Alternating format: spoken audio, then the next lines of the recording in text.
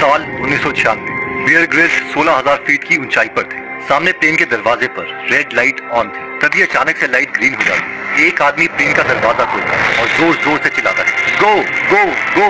एक एक करके बियर के सारे फ्रेंड्स नीचे जंप कर जाते हैं। बियर थोड़े स्ट्रेस में थे और उनके पैरों में क्रैम्प्स पड़ गए थे, बट फिर भी बियर नीचे देखते हैं, एक लंबी सांस लेते हैं और एंड में वो भी अपने पैराशूट के साथ नीचे जंप कर देते हैं। 1996 में बियर अपने आर्मी के फ्रेंड्स के साथ अफ्रीका में छुट्टियां मना रहे थे और जिम्बाब्वे में वो स्काई डाइविंग करने आए थे। सब कुछ प्लान के अकॉर्डिंग चल रहा था, बट तभी बियर के साथ एक बहुत बड़ी ट्रेजेडी हुई। प्लेन से जंप करते ही बियर 200 किलोमीटर पर आवर की स्पीड से नीचे गिरे थे। 15,000 फीट, 10,000 फीट, 5,000 फीट। कुछ ही सेकंड्स के बाद बियर जमीन में सिर्फ 3,000 फीट पर ऊपर होते और फाइनली वो अपना पैराशूट ओपन करते। बट पैराशूट खोलने के बाद भी बियर की स्पीड कम नहीं होती और वो तेजी से नीचे गिरे थे। बियर ने मन ही मन सोचा, मेरी नीचे गिरने की स्पीड कम क्यों नहीं हुई, ये तो बहुत अजीब है। तभी बियर की नजर ऊपर अपने पैराशूट पर जाती है और ऊपर उन्हें कुछ ऐसा दिखता है जिसकी वजह से वो पूरी तरह पैनिक में आ जाते हैं। बियर का पैराशूट हवा में ठीक से नहीं खुला था और इसकी रस्सियां पूरी तरीके से उलझ चुकी थी, जिसकी वजह से बियर की स्पीड कम नहीं हो रही थी और वो तेजी से नीचे गिर रहे थे। बियर ने पैराशूट को सीधा करना चाहा, बट उसमें वो फेल हो गए। नीचे की जमीन अब उन्हें साफ साफ दिख रही थी और कुछ ही सेकंड्स में बियर नीचे क्रैश करने वाले थे।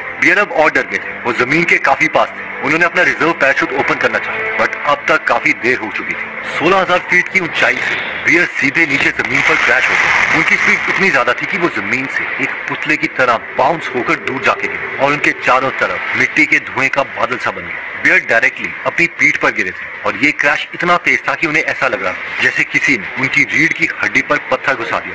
बियर ने खड़े होने की कोशिश करी, पर दर्द इतना तेज था कि वो जमीन पर ठीक से रेंग भी नहीं पा रहे थे। बियर दर्द से रो रहे थे, चिल्ला रहे थे, मगर उनके चारों तरफ सिर्फ रेगिस्तान ही रेगिस्तान। कुछ घंटों के बाद बियर के फ्रेंड्स वहां आते हैं। एक कार में उन्हें डाला जाता है और उन्हें पास के हॉस्पिटल में ले जाया जाता है। बियर कहते हैं कि मेरी दर्द इतनी ज्यादा बढ़ चुकी थी कि मैं दर्द से छटपटा रहा था और बार बार बेहोश हो रहा था। हॉस्पिटल पहुंचने में डॉक्टर ने जब मुझे इंजेक्शन लगाया तब जाकर ये दर्द कम हुआ। अगली बार जब बियर को होश आया तो वो एयरपोर्ट के रनवे में थे। उन्हें स्ट्रेचर में लेटाकर वापस फ्लाइट से यूके भेजा जा रहा था। बियर बिल्कुल अकेले थे और फ्लाइट में बार बार वो रोकर खुद को कोस रहे थे। अपने आप को देख बियर, अपने आप को देख, तूने कितनी बड़ी गलती कर दी, सब कुछ खत्म हो गया। वापस यूके पहुंचते ही बियर को हॉस्पिटल में एडमिट करवाया गया, जहां उनका एक्सरे होता है और डॉक्टर उनसे आके कहते हैं, बियर तुम्हारे स्पाइन की 3 मेन हड्डियां T8, T10 और T12 टूट गई। बियर, पर डॉक्टर मैं ठीक तो हो जाऊंगा ना, क्या मैं फिर से चल पाऊंगा, बताइए ना। पर डॉक्टर ने इसका कोई जवाब नहीं दिया। उन्होंने बियर से कहा, देखो अभी हम कुछ नहीं कह सकते, तुम्हारी सर्जरी करना भी अभी पॉसिबल नहीं है। बेस्ट यही होगा कि हम वेट करें और तुम्हें रिकवर होने दें।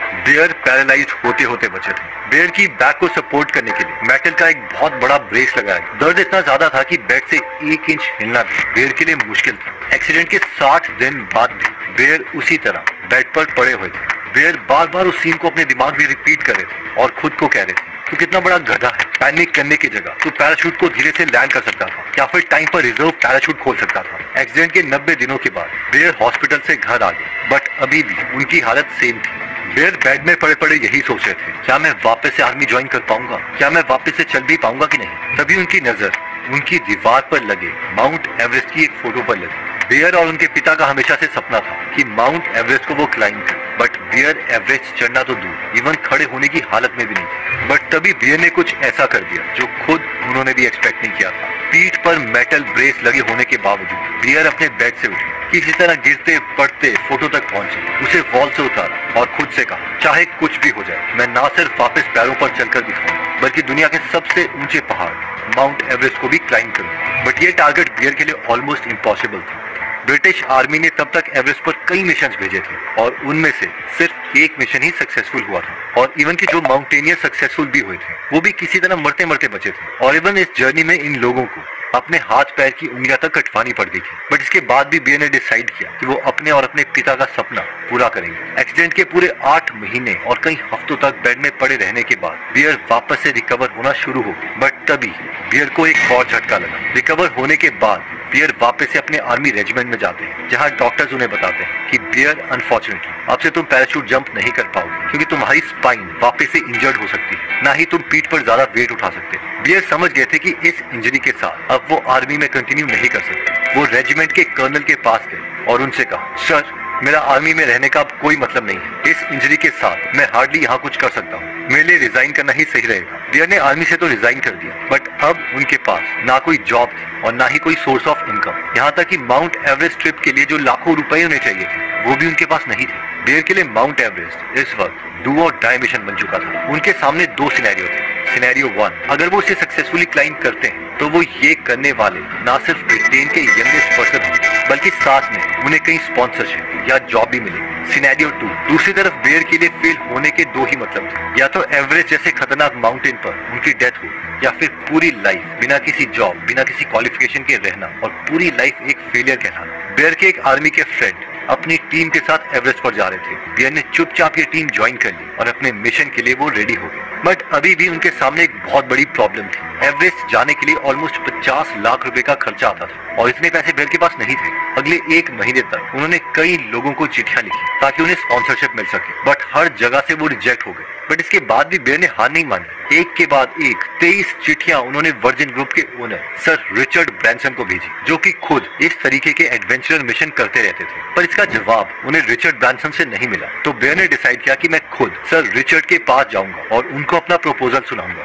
बियर ने सर रिचर्ड का एड्रेस निकाला, ठंड में रात 8 बजे उनके घर गए और वहां पर डांट खाने के बाद भी किसी तरीके से उन्होंने उनके सिक्योरिटी गार्ड को चिट्ठी पकड़ा दी। बट इतनी मेहनत के बाद भी बियर को सर रिचर्ड का कोई रिप्लाई नहीं मिला। बियर अपने ड्रीम को किसी भी तरीके से हासिल करना चाहते थे और तभी हुआ भी कुछ ऐसा ही। उन्हें अचानक से रोड पर साइकिल चलाते हुए एक कंपनी दिखी जिसका नाम था Davis Langdon and Everest. Bear बिना कुछ सोचे अपने साइकिल से उतरे, कंपनी ऑफिस के अंदर गए और वहां की सेक्रेटरी से जाकर कहा, मुझे सिर्फ 2 मिनट आपके सीईओ से बात करनी है, प्लीज मेरी उनसे बात करवा दीजिए प्लीज। काफी देर तक उस औरत को कन्विंस करने के बाद बियर को सीईओ के ऑफिस ले जाया गया, जहां 2 लोगों ने उनके प्रपोजल को ध्यान से सुना और सरप्राइजिंगली बियर के पैशन और ड्रीम्स को देख के उन्होंने बियर की स्पॉन्सरशिप रिक्वेस्ट को एक्सेप्ट कर लिया। सैकड़ों लेटर्स और रिजेक्शन के बाद फाइनली बियर अब एवरेस्ट में जाने के लिए रेडी थे। बट अभी भी उनकी मुश्किलें खत्म नहीं हुई थी और उनके सामने कई सारे चैलेंजेस थे। 1996 में ही खराब मौसम के कारण 8 लोगों ने एवरेस्ट पर अपनी जान गंवा दी थी और ये एवरेस्ट पर तब तक की सबसे बड़ी ट्रेजेडी थी। बट इसके बावजूद बियर और उनकी टीम ने कई हफ्तों तक प्रैक्टिस की और अपने एक्सीडेंट के पूरे 18 महीने बाद मार्च 1998 में बियर अपनी टीम के साथ एवरेस्ट के बेस कैंप में थे। ऊपर कई हजार फीट की दीवार उनके सामने थी। ऊपर से 1998 में एवरेस्ट में डेथ रेशियो 6:1 था, यानी एवरेस्ट में टॉप पर पहुंचने वाले हर 7 इंसान में से एक आदमी की वहां पर डेथ हो रही थी। एवरेस्ट पर पहुंचते ही बियर के टीम लीडर ने उनको डायरेक्शंस दी, हम लोग हर रोज 10 से 11 घंटे की चढ़ाई करेंगे और वापस बेस कैंप पर आएंगे ताकि हम यहाँ की कंडीशन से यूज्ड टू हो जाए। 7 अप्रैल 1998 को बियर ने अपनी टीममेट्स नीमा और मिक के साथ पहली बार एवरेस्ट को क्लाइंब करना स्टार्ट किया। उनका टारगेट था बेस कैंप से निकलकर ऊपर कैंप 1 तक जाना और वापस से बेस कैंप लौटना। बट जैसे ही बियर और उनकी टीम कैंप 1 के पास पहुंचती है, उन्होंने देखा कि वहां ऊपर चढ़ने के लिए लगाई गई सीढ़ियां और रस्सियां डैमेज हो गई और उनका कैंप 1 में वापस आना अब इम्पॉसिबल था। बियर की टीम ने डिसाइड किया कि वो अब वापस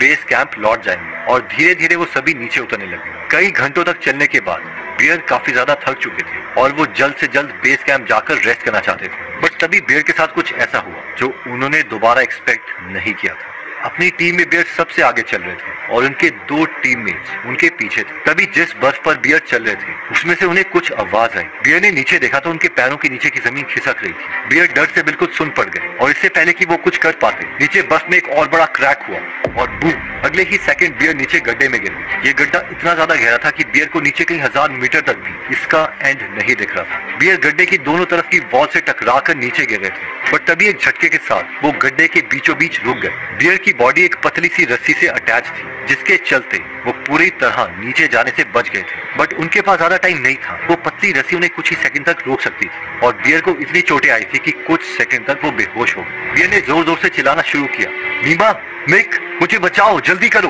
बियर को ऊपर सिर्फ थोड़ी सी लाइट दिख रही थी और उनके नीचे सिर्फ अंधेरा ही अंधेरा था। बियर को पता था कि उनके पास सिर्फ कुछ ही सेकंड्स हैं, जिसके बाद ये रस्सी टूट जाएगी। बियर ने अपने पैर वॉल में फंसाने की कोशिश करी, बट बर्फ में उनका पैर बार बार फिसल रहा था। किसी भी सेकंड उनकी रस्सी टूट सकती थी। बट तभी बियर को फील हुआ कि कोई उन्हें ऊपर खींच रहा है बियर हम यही हैं, जल्दी से ऊपर आने की कोशिश करो। बियर ने ऊपर देखा। ऊपर मिक और नीमा की जोर जोर से चिल्लाने की आवाज आ रही थी। वो दोनों बियर को खींचने की कोशिश कर रहे थे। इस बार बियर ने पूरी ताकत लगाकर अपने पैरों से गड्ढे की दीवारों का सपोर्ट लिया और उनके हाथ में जो कुल्हाड़ी थी उसकी मदद से वो धीरे धीरे ऊपर आ गए। इसके बाद नीमा और मिक ने उन्हें गड्ढे से बाहर खींच लिया। गड्ढे से बाहर निकलते ही बियर जमीन पर लेट गए और जोर जोर से कांपने लगे। इस वक्त बियर सिर्फ 23 साल के थे और ये दूसरी बार था जब वो मरते मरते बचे थे। बियर इतने ज्यादा डरे हुए थे कि वो कांपने लगे और 2 घंटे बाद जब उन्हें वापस बेस कैंप लाया गया तो बियर का कॉन्फिडेंस पूरे तरीके से खत्म हो चुका था। उनकी एल्बो एक टेनिस बॉल की तरह फूली हुई थी और इसमें उन्हें इतनी ज्यादा चोटें आई थी कि डॉक्टर्स ने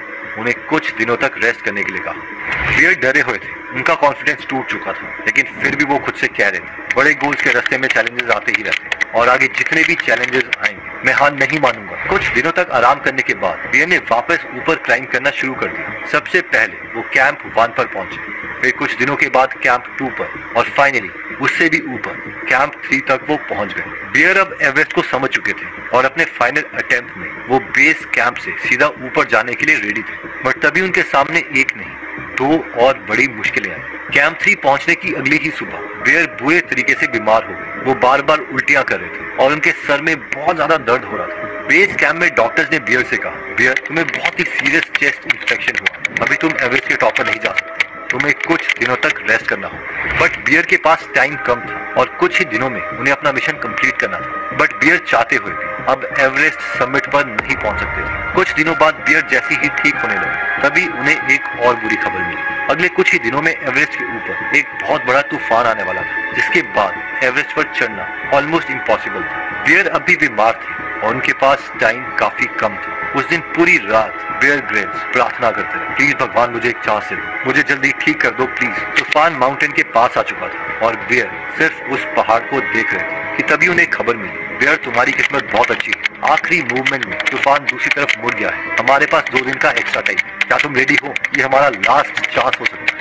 हाँ मैं बिल्कुल रेडी हूँ, मुझे तो विश्वास ही नहीं हो रहा कि भगवान ने मेरी प्रार्थना सुनी। अगले ही दिन बियर सुबह 10 बजे उठे और उन्होंने अपने फाइनल मिशन के लिए चढ़ाई शुरू कर दी। बीमारी की वजह से बियर थोड़ा वीक महसूस कर रहे थे, बट मौसम ठीक होने की वजह से उन्होंने अपनी पूरी एनर्जी इस मिशन में लगा दी और सिर्फ 5.5 घंटे में ही वो कैंप 3 में पहुंच गए। बियर बार बार खुद से कह रहे थे, पेशेंस रख, इस बार कोई गलती मत करिए, पेशेंस से काम ले, धीरे धीरे आगे बढ़ता रहे और सिर्फ अपने अगले स्टेप पर ध्यान दे, तुझे टॉप पर पहुंचना ही होगा। बियर ने अपनी चढ़ाई जारी रखी और कुछ ही देर के बाद वो 26,000 फीट की ऊंचाई पर थे, जिसे एवरेस्ट का डेथ जोन कहा जाता है। यहाँ ऑक्सीजन इतना कम होता है कि यहाँ सिर्फ कुछ ही देर रहने से इंसान की मौत तक हो सकती है और एवरेस्ट पर ज्यादातर लोगों की डेथ भी यही होती है। बियर के आसपास कई सारी डेड बॉडीज पड़ी थी जिनकी कुछ साल पहले यहाँ पर डेथ हो चुकी थी। बियर को अंदर से डर लग रहा था, उनका माइंड बार बार डेथ जोन के खतरे पर डाइवर्ट हो रहा था। अगले 24 घंटे में वो अपनी लाइफ का सबसे बड़ा रिस्क लेने वाले थे, बट बियर खुद से कह रहे थे, देयर इज नो प्लान